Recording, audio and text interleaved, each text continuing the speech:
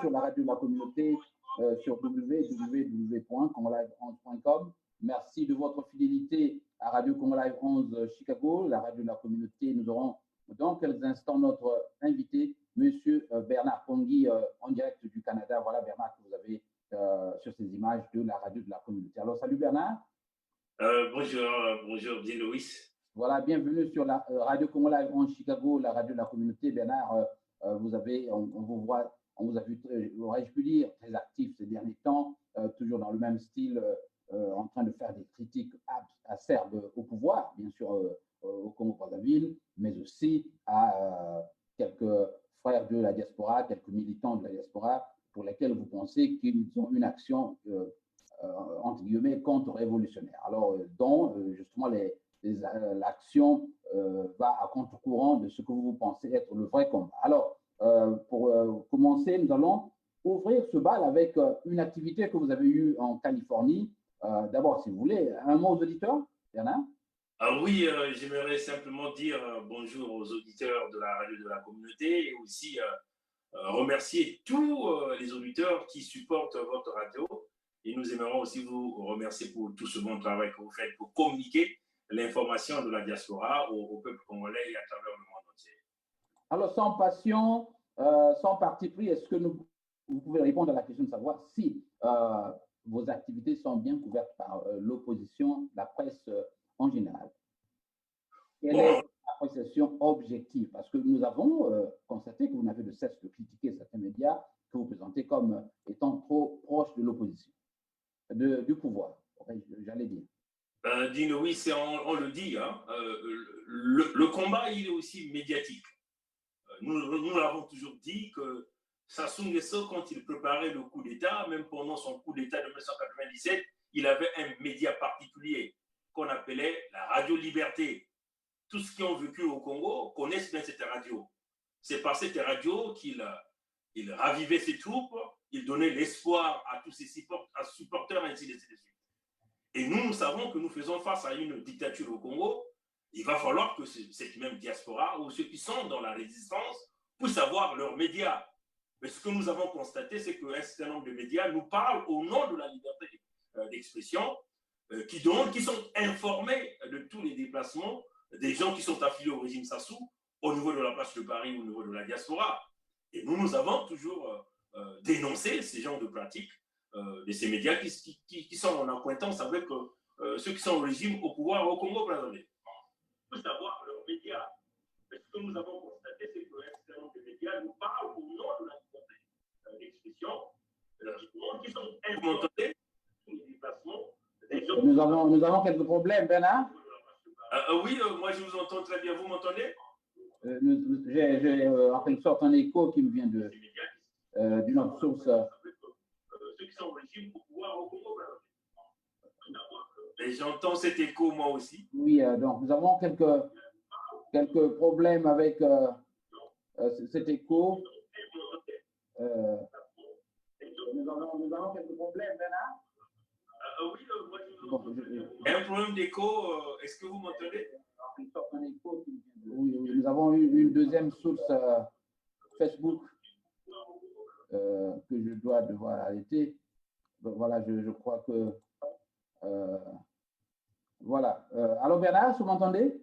Oui, je vous entends très bien. Vous m'entendez aussi? Oui, voilà. Je crois que je peux vous entendre. Je voulais m'assurer que tout se passe bien du côté des auditeurs. Toutes nos excuses pour ces quelques perturbations, quelques difficultés que nous avons tout au début de cette émission. Alors, je vais regarder, Bernard, si tout se passe bien. Il me semble que nous avons… voilà. Alors, Bernard, vous m'entendez? Oui, je vous entends très bien. Vous m'entendez aussi? Oui, voilà. Alors, tout se passe bien. Alors, Bernard, on peut donc poursuivre en toute sérénité cette émission. Je vous rappelle que nous avons à ce journal de la communauté M. Bernard Pongui. Bernard, nous étions sur la question de la couverture des activités de l'opposition, couverture que vous pensez être tout à fait partisane par certains médias. Est-ce que vous pouvez rapidement revenir? Car j'ai une question en cache une autre. Allez-y. C'est très certain parce que nous avons remarqué que les vraies activités qui consistent à dénoncer le système, ces activités ne sont pas c'est souvent couvert par la plupart des médias de la diaspora, hein, les médias de la diaspora. On va citer quelques exemples. Nous avons eu à faire une grande présentation à l'université de Californie en ce qui concerne les enjeux démocratiques et les solutions au Congo-Brazzaville. Aucun média de la diaspora l'a couvert, si ce n'est que la radio de la communauté que vous dirigez, vous voyez. Mais qu'il s'agit des petites activités qui consistent à publiciter un candidat à l'élection présidentielle du régime Sassou, que d'ailleurs tout le peuple congolais est en train de rejeter, vous allez voir que tous les médias de la diaspora sont en train de le couvrir.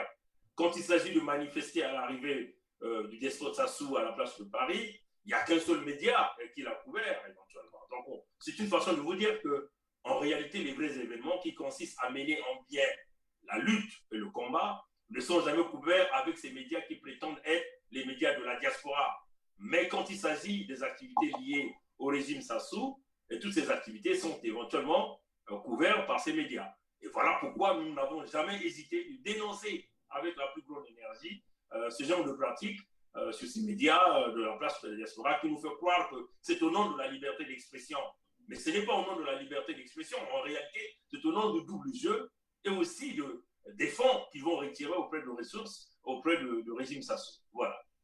Est-ce que, Bernard, vous ne voyez pas que une impartialité absolue serait plutôt un leurre? Est-ce que vous croyez que ces médias peuvent systématiquement être impartials comme vous l'envisagez? Est-ce que, dans le même temps, je voudrais savoir si vous pensez que les forces que vous combattez, notamment les forces du PCT, n'ont pas ce droit aussi d'utiliser des moyens de communication pour faire le travail contraire?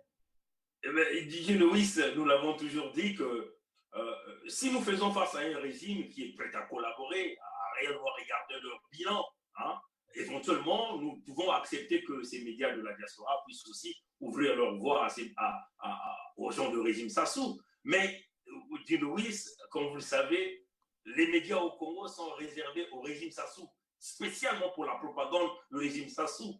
Pourquoi donc les médias de la diaspora qui nous font croire qu'ils sont dans la résistance doivent se mettre à tendre leur micro aux gens de Sassou? Qu'est-ce que ces gens de Sassou vont nous apporter à nous, les gens de la diaspora? Ce sont ces gens-là qui ont brisé le Congo, qui continuent à briser le Congo, et éventuellement ces gens n'ont rien à rapporter dans la diaspora.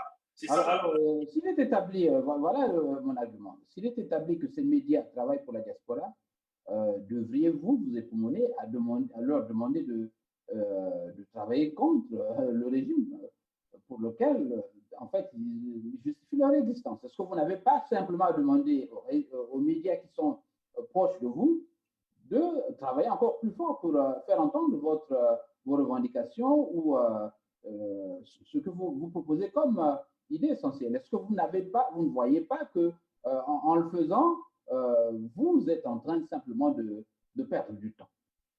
Bon, Dunoris, nous avons compris que certains médias sont déjà achetés par les gens de régime Sassou. Donc, malgré que tous les efforts, à tout moment, nous avons dénoncé, et ces médias-là n'ont jamais changé. Ils sont restés coquinés au régime Sassou. Mais c'était important que le peuple congolais puisse savoir, en réalité, cette confusion ou cette embrouille qui existe entre ces médias et le peuple congolais. Et notre rôle à nous, c'était d'expliquer au peuple congolais que, attention, ces médias travaillent non pas pour vous, le peuple congolais, mais travaillent pour le régime. Ils sont en réalité l'extension de ce que nous appelons la télé Congo ou la radio Congo au niveau de la diaspora. Donc aujourd'hui, le peuple congolais en est conscient, déjà par des actes et par leur comportement, pour comprendre que ces médias-là ne sont pas en réalité les médias de la résistance que nous connaissons ici au niveau de la diaspora. Voilà, Bernard Pongui, invité du journal de la communauté de Jean Lewis. Alors Bernard, nous allons poursuivre ce journal avec une activité que vous avez eue il y a plus d'une semaine à l'Université de Californie de Dominguez Hill. Voilà, vous avez donc là-bas fait une conférence fleuve avec Olga, une autre sœur qu'on appelle Olga Kimpavita, et conférence au cours de laquelle vous avez encore une fois présenté la situation du Congo à tous ceux qui pouvaient vous écouter. Alors, est-ce que vous pouvez, une fois de plus, revenir sur cette conférence, car elle a été faite en anglais? éventuellement, nous avons eu, le Congo a eu l'opportunité de se faire représenter à l'Université de Californie, une très grande université qu'il fallait présenter les problématiques. La plupart du temps, on considère l'Afrique comme étant un continent pauvre, le Congo-Brazzaville est considéré comme un pays pauvre, et le monde anglo-saxon en général, les Américains en général ne sont pas informés, réellement informés. Quand nous parlons des Américains ici, nous parlons du fin fond de l'Amérique. Les intellectuels ne sont pas réellement informés. L'unique information qu'ils ont de l'Afrique, c'est éventuellement ce que les médias diffusent. Donc, le Congo a été à l'honneur. Nous avons été invités avec notre sœur Olga pour présenter la situation du Congo et que nous avons brièvement expliqué. Ce qui était intéressant ici, c'est que le monde américain aujourd'hui, on est conscient des enjeux diplomatiques, des enjeux économiques de l'Afrique et aussi le système politique en Afrique. Et nous avons eu à expliquer l'historique du Congo, démontrer tous ces coups d'État. Nous avons expliqué au monde anglophone le pourquoi nous nous battons, le pourquoi nous sommes devenus des activistes politiques, pourquoi une société civile doit se pavaner à travers le monde entier pour expliquer les problèmes du Congo, un pays aussi riche comme le nôtre, et les habitants vivent en dessous de $1 par jour.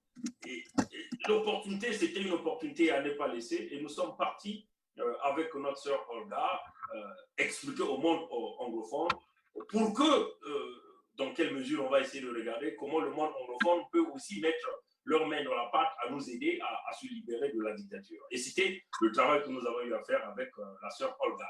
Voilà. Alors, les réactions du public notamment? Bon, le public était très encouragé, très optimiste à vouloir découvrir le Congo-Brazzaville, à comprendre le fonctionnement politique, l'économie du Congo. Vous voyez qu'une conférence qui s'est déroulée pour 2 heures du temps, mais c'est parti au-delà de plus de 2 heures 30 minutes, dont le fonctionnement des Américains, l'Américain leur c'est l'heure. Quand les 2 heures sont arrivées, les gens vident les salles, mais les gens sont restés à poser des questions, même à la fin, à vouloir comprendre. Et en fin de compte, l'auditoire a été conquis d'une manière générale. La cause du Congo, de notre résistance a été écoutée. Les acteurs de Hollywood se sont intéressés au système de la France-Afrique, éventuellement, ce qui se passe dans l'Afrique noire francophone, en particulier le Congo-Brazzaville, le cas Sassou, beaucoup de gens se sont intéressés. Il y a eu des politiciens dans la salle. Vous voyez que nous avons pu faire passer le message qui est le plus important afin que ça nous guide vers la libération que nous sommes en train de chercher. Cette libération que le peuple congolais attend, peut-être du côté francophone, mais qu'on n'arrive pas à obtenir. Peut-être qu'avec la propagande, la mobilisation, les informations que nous sommes en train de diffuser dans le monde anglophone, aujourd'hui, nous sommes en train de voir l'ouverture de plusieurs portes et plusieurs opportunités. Voilà, nous avons quelques difficultés. Bernard a montré ces images. Je tente j'ai vraiment du mal à vous montrer ces images de la conférence dont nous parlons. Bernard Pongui, je vais essayer de changer de caméra pour voir si je peux montrer aux auditeurs quelques séquences de ces images. Je vois que cette caméra n'a pas apparemment.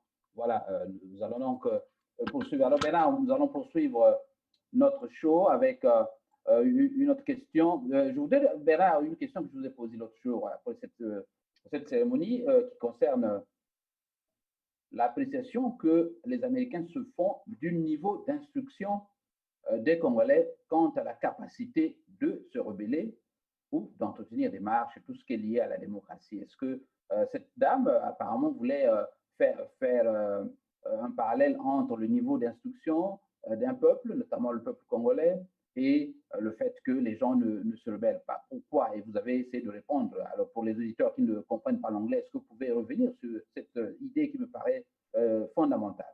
Voilà, mais il faut dire que cette dame, elle est très avancée dans le système social d'Amérique. Nous avons des problèmes avec Bernard. Alors, Bernard, il est au micro, donc à l'émission, ne l'appelez pas. Rejoindre là, que nous avons résité là. Donc, on demande aux gens de ne pas nous appeler pendant que nous sommes en ligne. Voilà, donc, on le dit, cette dame qui a posé la question, elle est parmi le monde du cinéma, très avancée.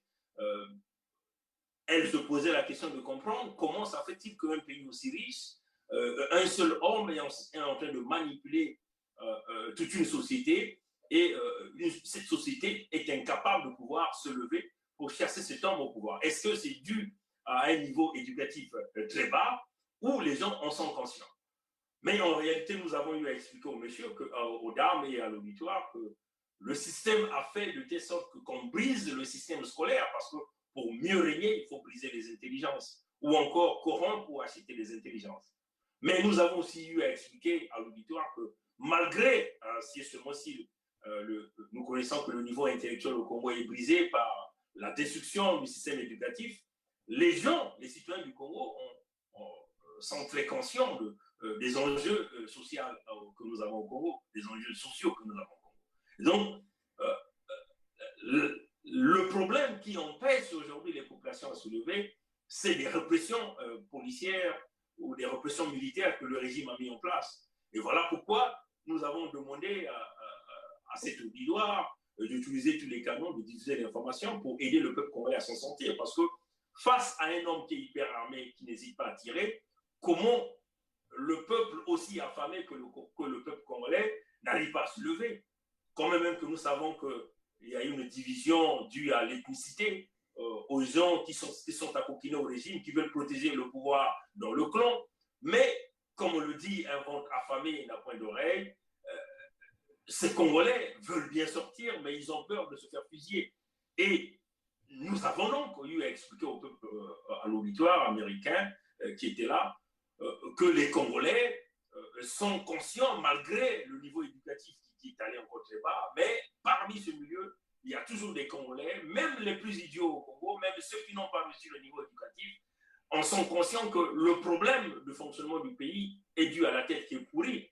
Donc, il va falloir qu'on puisse aider les Congolais en mettant en place ce que nous appelons une pression diplomatique qui peut venir par le biais des sanctions économiques liées à ceux qui dirigent le pouvoir, éventuellement des interdictions de voyager pour essayer de pousser ces gens qui mettent le pays dans la souffrance, dans la répression, à vouloir comprendre ou à se rétracter. Hein? Mais en réalité, l'auditoire a bien compris le message, a compris que le peuple congolais cherche des voies et moyens, et éventuellement notre présence à cette université pour diffuser l'information, on est un des canaux qui peuvent aider donc le peuple congolais à se libérer. Voilà. Deuxième tableau, Bernard Pongui, je rappelle à tous ceux qui nous écoutent que nous émettons sur Facebook et sur la radio de la communauté. Invité de ce journal, Bernard Pongui, membre donc résistant du Canada. Avec Bernard, nous faisons le point de quelques activités, donc de quelques infos relatives à l'actualité politique du Congo. Bernard, vous venez, excusez-moi, de présenter une conférence, une vidéo il y a quelques minutes, dans laquelle vous parlez également d'un scandale financier mis à nu la semaine dernière, celui qui concerne les 19 millions, la bagatelle, j'allais dire, de saisie de 19 millions de dollars américains, je crois, ou euros, de Denis Sassou Nguesso. Alors, pendant que nous parlons du FMI, pendant que nous parlons d'orthodoxie financière, M. Denis Sassou Nguesso continue dans le luxe et donc l'opulence, au point de s'acheter des crocos, comme vous les appelez, à 100 000 $. C'est scandaleux, Bernard Pongui. Oui, c'est très scandaleux pour notre pays qui, aujourd'hui, nous savons, qui pose des grands problèmes. Les salaires ne sont pas payés. Les retraités, les gens qui ont travaillé, qui ont contribué de leur pension, sont incapables de percevoir leur pension. Des étudiants congolais qui errent de gauche à droite, qui ne perçoivent pas leur bourse et qui dorment à la belle étoile dehors parce que nous faisons là aux gens qui ont volé l'argent du Congo. Nous avons toujours dit que l'homme mafieux numéro 1 au Congo, ça demeure la tête qui est pourrie, qui est Sassou Nguesso. Ça fait encore de démontrer. Hein? Global Witness, dans les jours passés, venait de démontrer un énième scandale financier des enfants Sassou. Éventuellement, le fils de Sassou, qu'on appelle ici Denis Christel, qui a été appréhendé avec 30 milliards de l'argent du contribuable congolais dans des comptes dans des paradis fiscaux. La fille de Sassou, qu'on appelle Claudia, avec 20 millions de dollars américains, dont une partie, il a permis de s'acheter un appartement à sa fille à New York. Et tout ça, ça fait partie du contribuable, l'argent du contribuable congolais qui a été volé. Donc, Denis Louis, vous voyez qu'on ne s'est pas arrêté là. Mais il y a quelques jours, nous venons encore de voir, Saint-Marino venait de saisir 19 millions d'euros, l'argent qui appartenait à Sassou Nguesso. Et l'article a été publié par le journal britannique. Et dis-le oui, ce qui était curieux, c'est que cet argent a été dissimulé dans plus de 36 comptes bancaires. 36 comptes bancaires. Et dis-le oui, on vous le dit, si vous essayez de voir les 19 millions d'euros, si l'on considère que 1 euro égale à 655 francs CFA, c'est une affaire de 12 milliards 350 millions de francs CFA. Mais dis-le oui, ce qui est curieux, c'est qu'à l'heure où nous sommes en train de parler, des diplomates congolais en Russie sont en phase d'être expulsés dans leur domicile. Parce que Sassou Nguesso doit plus de 600 millions de roubles aux Russes. Vous voyez que, dis-le oui, avec cet argent, on peut se permettre de payer les loyers des diplomates congolais en Russie. Avec cet argent, on peut se permettre de payer les pensions des études. Mais en dehors de ce scandale financier, dit Loïs, il faut aussi regarder les voyages de Sassou. Nous sommes en train de comptabiliser ces voyages. En un espace de 2 mois et demi, Sassou venait d'effectuer son 14e voyage. 14e voyage.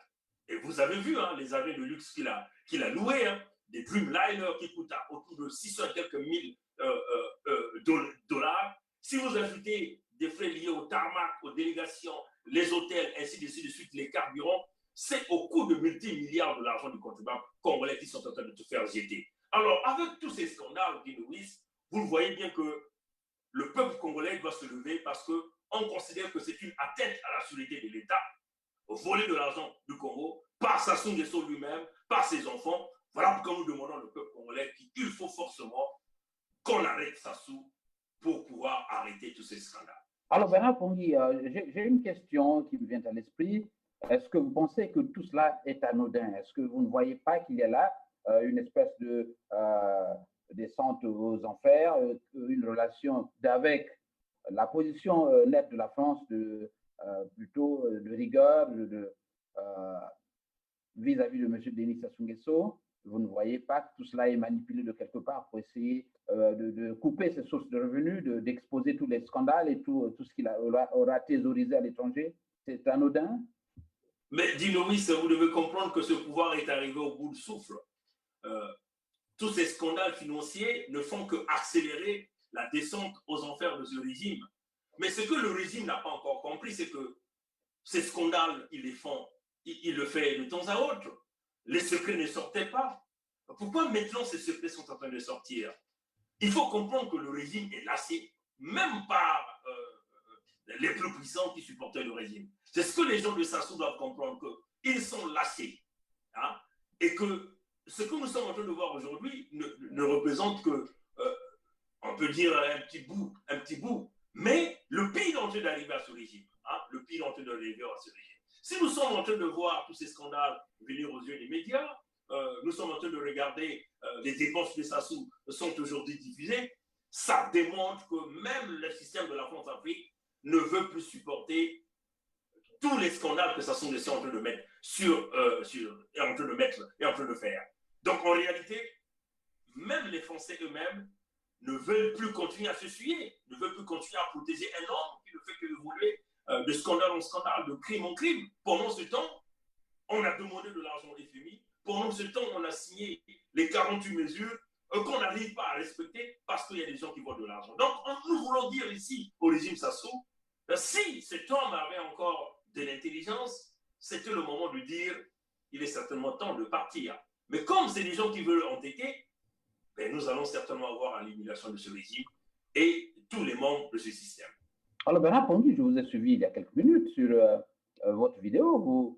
Votre ton paraît plus ou moins conciliant. Vous prodiguez des conseils à Denis Sassou Nguesso. Vous lui demandez gentiment de quitter le pouvoir pour éviter le pire qui incessamment pourrait lui arriver. On vous trouve plus conciliant que vous ne l'avez toujours été. Je rappelle que l'invité est au journal et que vous n'avez pas le droit de le perturber outre mesure. Hein. Bernard Pongui est au studio, donc vous n'avez pas le droit de l'appeler, s'il vous plaît. Soyez un peu plus gentil. Alors Bernard Pongui, je disais donc que je crois que vous avez entendu ma question. Oui, je l'ai bien compris, mais dis-nous, oui, ça. Quand vous êtes lâché par... Avez-vous une proposition concrète en l'affirmant? Bon, écoutez, ça sont des choses que nous disons qui viennent des réseaux. Les réseaux, les sources, on ne peut pas les dévoiler. Il y a plusieurs choses qui viennent des réseaux, vous ne les retrouverez nulle part, à moins que vous soyez dans les réseaux. Souvenez-vous que nous sommes dans le système, ce que nous avons l'habitude d'appeler le blé vitré. Tout le monde voit tout le monde écoute tout le monde parle à tout le monde. Les gens ont vu en nous des hommes objectifs qui apportent l'information au peuple congolais dans la crédibilité. Et les gens nous donnent beaucoup d'informations. Nous avons prédit plusieurs choses et toutes ces choses se sont réalisées. Donc, c'est une façon de dire que sa souci, il veut sauvegarder sa progéniture. Il veut sauvegarder encore le minimum du respect. Il est certainement temps pour lui de regarder dans quelle mesure il va partir. Parce que s'il ne partait pas, ça serait l'humiliation. L'humiliation totale, non pas seulement de Sassou, de sa famille, de son système et de son parti. Vous voyez? Mais les signes du temps sont en train de nous le démontrer par tous ces scandales financiers qui sont aujourd'hui sur tous les médias, qui sont aujourd'hui sur tout le public. C'est à lui de saisir l'opportunité, de chercher à moins à sortir par la petite porte tranquillement, au lieu de vouloir résister, de jouer de dur à cuire. Parce que jouer au dur à cuire, même les plus puissants ne veulent plus de lui. Voilà. Voilà, bienvenue sur la radio de la communauté, invité de ce journal Bernard Pongui. Merci Bernard d'être avec nous pour faire le tour de cette actualité. Salut donc à tous ceux qui sont branchés sur la radio de la communauté. Il est exactement 16h08 à Chicago. Dans quelques minutes, vous aurez également Miss New York. Voilà, après Bernard, vous aurez donc le point sur l'édition Miss New York 2019. Alors Bernard, nous allons bientôt terminer ce journal. Nous avons le problème, une information qui vous a plus ou moins scandalisé et par laquelle vous avez ouvert votre journal de ce jour, donc votre vidéo. Il s'agit de Alema Bankou, que le journal Les Échos de Brazzaville, qui est un journal en ligne, présente Alema Bankou comme un faisant du mercenariat intellectuel. Alors, vous avez cru devoir faire une mise au point là-dessus. Pouvez-vous, pour ceux qui ne vous ont pas écouté, revenir sur ce que vous venez d'affirmer quant à réagir sur ce post ou cet article des Échos de Brazzaville, Bernard Pongui?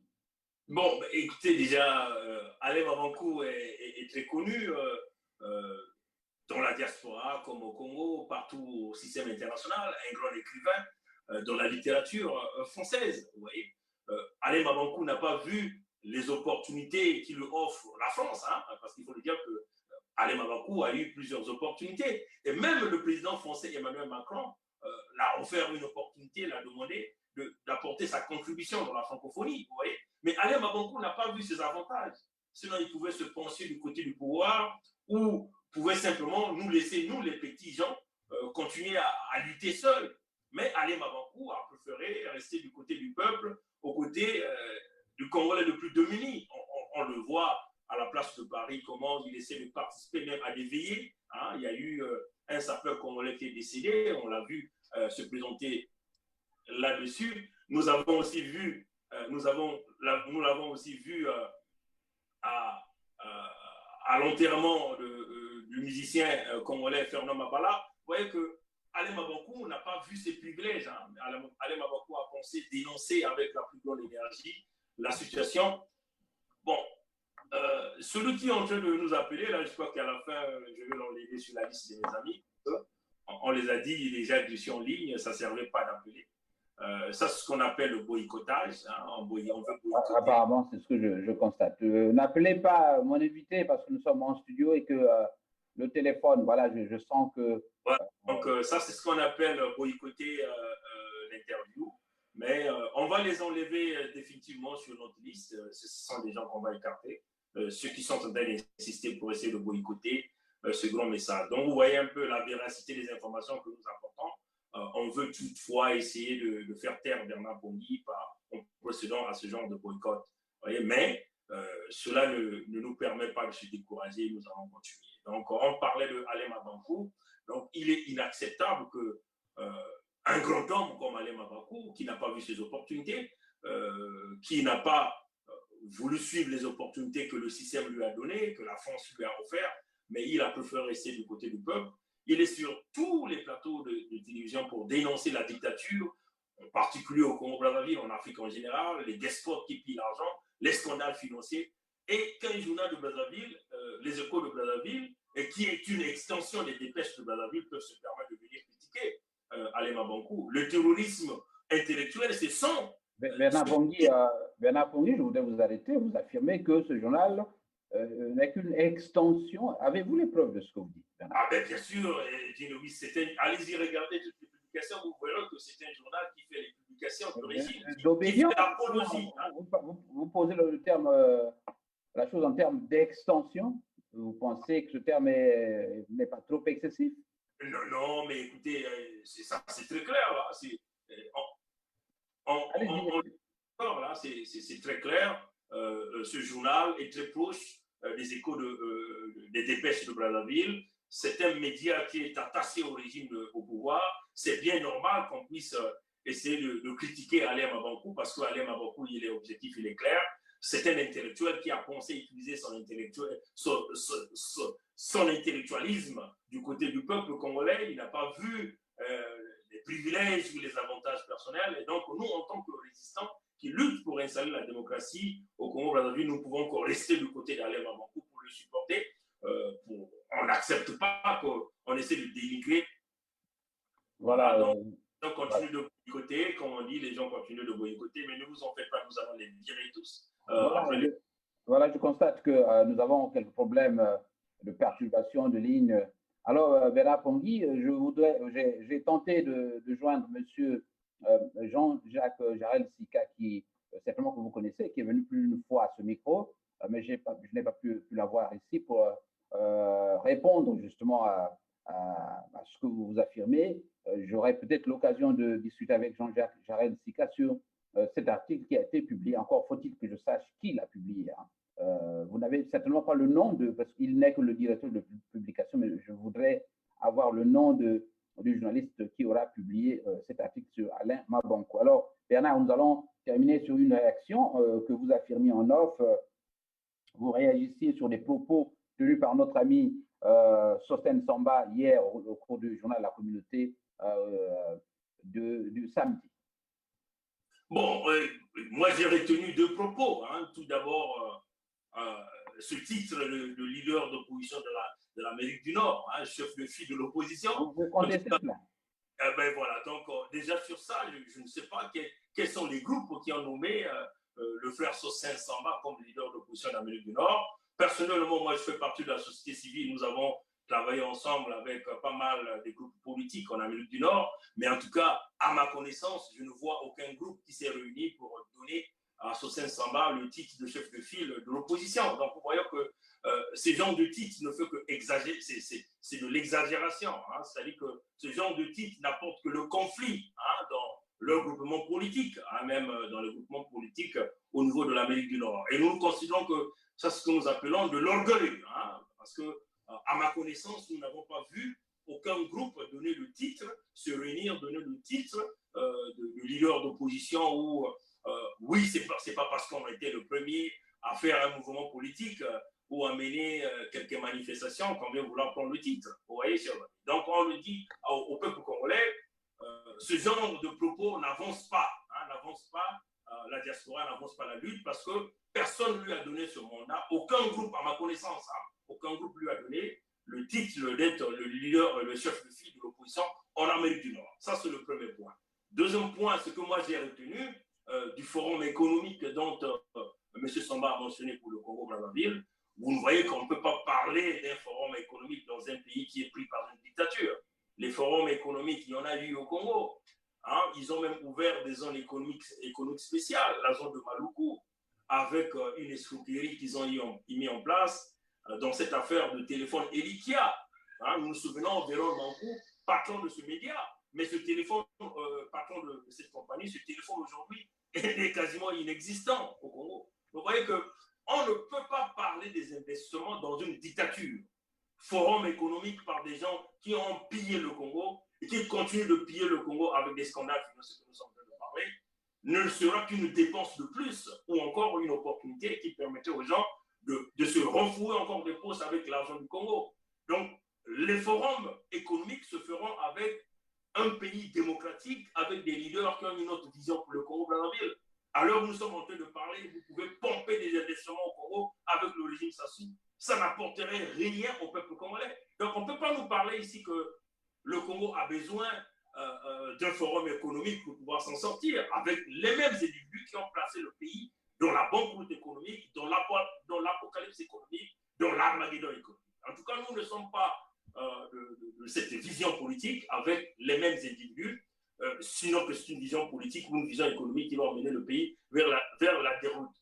On le dit, nous proposons que les Congolais se réunissent autour d'un projet qui est celui de chasser ces gens-là au pouvoir avec l'assistance de la communauté internationale, faire un bilan économique, un bilan social, un bilan politique. Et c'est par ça que le Congo va commencer à aller sur une nouvelle base. Mais pour le moment, on ne peut pas nous dire que le forum économique sera la solution. Totalement faux, totalement impossible, parce qu'un investisseur investit pour récupérer le profit, pour récupérer le gain. Un investisseur ne peut pas venir investir dans une dictature pour perdre ses moyens, sinon que nous ferons face à un système économique à l'envers.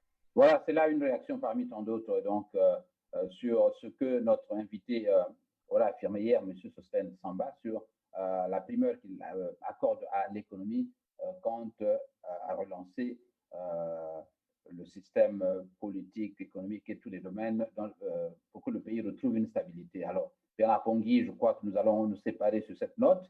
Merci d'être venu. Voilà, vous étiez invité éclair à ce journal de la communauté. Dans quelques instants, nous allons avoir Madame qui est Miss, donc l'organisatrice de Miss Congo New York. Vous avez une idée de cette initiative? Non, aucune. Voilà, donc qui nous arrive dans quelques minutes. J'espère qu'un jour vous serez sponsor là-bas aussi, Bernard Pongui, pour essayer d'encourager cela. Ben, bien sûr, pourquoi pas. Si c'est une initiative qui nous entraîne vers un Congo qui gagne, ben, nous serons toujours volontiers de pouvoir aider et assister. Voilà, donc je vous retrouve dans quelques instants. Merci bien donc d'être venu, Bernard Pongui, à ce micro du journal de la communauté de ce dimanche. Ben, merci beaucoup. Nous voulons dire au peuple congolais de continuer à résister jusqu'à ce que nous puissions obtenir la suite de ce régime, rétablir le droit et l'ordre. Éventuellement, il faut toujours prôner ce que nous appelons le principe de la tolérance zéro. Tous ceux qui ont volé, tous ceux qui ont pillé, tous ceux qui ont tué doivent s'exprimer devant une justice qui sera équitable. Que les disparus du Bit de Brazzaville, le pillage, le génocide dans le département du Pôle, tous ceux qui ont volé de l'argent et les victimes du 4 mars, bien sûr, tout ce monde doit retrouver justice dans un État démocratique, libre et transparent au Congo-Brazzaville. Merci.